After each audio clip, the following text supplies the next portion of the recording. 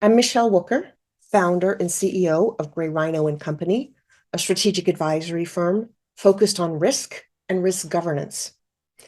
My background is in the world of policy and finance, starting with sovereign debt and credit risk, but later exploring global macro strategic risk and enterprise risk management much more broadly. Traditional tools in those fields are important, but they're only necessary, not sufficient to make good risk choices. We need informed analysis, but we also need to understand human dynamics, decision-making biases and processes, and effective communications strategies.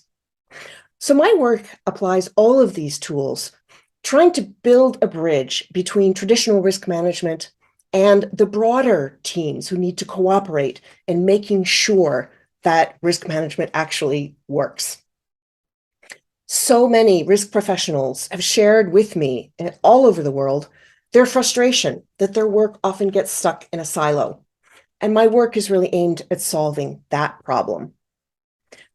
You may know me as the author of The Gray Rhino, book based on the term I coined to remind us that we're so much more vulnerable than we think to obvious, probable risks and to challenge decision makers to do better in responding to these gray rhinos in order to head off crisis. So gray rhino theory began with looking at the obvious, highly probable risks themselves, how they unfolded, and how different actors respond at different stages of each gray rhino event. But I want to look now at the flip side of that. Every single one of us brings something different to a risk situation. Our personalities, our experiences, the teams around us, and our other resources at hand, all of these together determine whether we get trampled or not. So if you want to do a better job responding, it's essential that you understand why and how we perceive and respond to both dangers and opportunities. The answer to this question lies in what I call your risk fingerprint.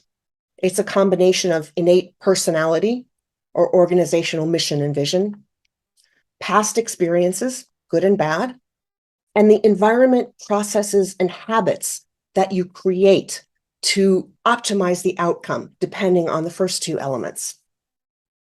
So today's workshop will help you to become more aware of those three types of influences on your risk choices and how they shape your capacity and your organizations to manage risks and how to put that knowledge to work.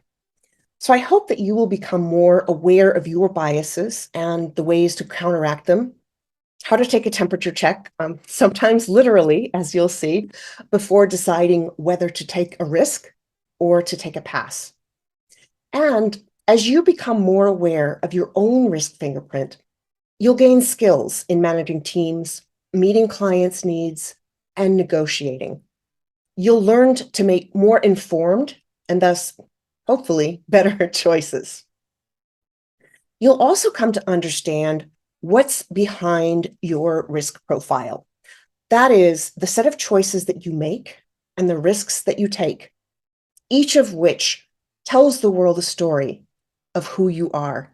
It's just like the biometric indicators that real-life fingerprints leave at security checkpoints or at crime scenes as clues for forensic investigators. So let's get started. Here we go. Just one more word about the gray rhino, because that's really what this is about. It's about responding to the big obvious risks in your world. And it's not just about identifying the risks themselves, but it's about taking a fresh look at what's in front of you and being brutally honest about how you respond. So just take a breath. Imagine a giant gray rhino right in front of you. He's pawing the ground, snorting, not looking too happy that you're right there. Close your eyes. Try to feel an emotional connection to this moment.